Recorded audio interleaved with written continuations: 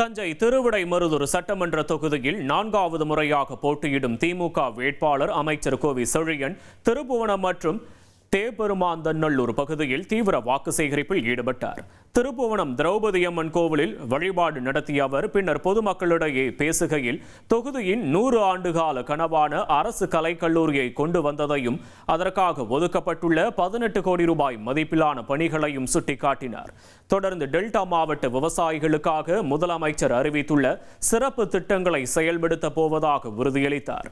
விவசாயிகள் நிறைந்த இத்தொகுதியில் அவர்களுக்கு தேவையான அனைத்து வசதிகளையும் பெற்றுத்தருவேன் என கூறிய அவருக்கு அப்பகுதி பெண்கள் ஆரத்தி எடுத்து உற்சாக வரவேற்பளித்தனர்.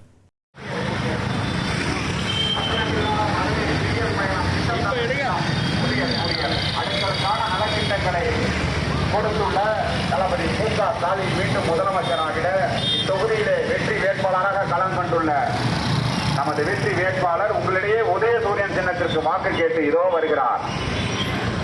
ட்ரெண்ட ஃப்ரெண்ட் ஆக்கிக்கோங்க. தந்தி டிவியின் சப்ஸ்கிரைபர்ஸ் அண்ட் ஃபாலோவர்ஸ் குடும்பத்துல நீங்களும் இணையுங்க.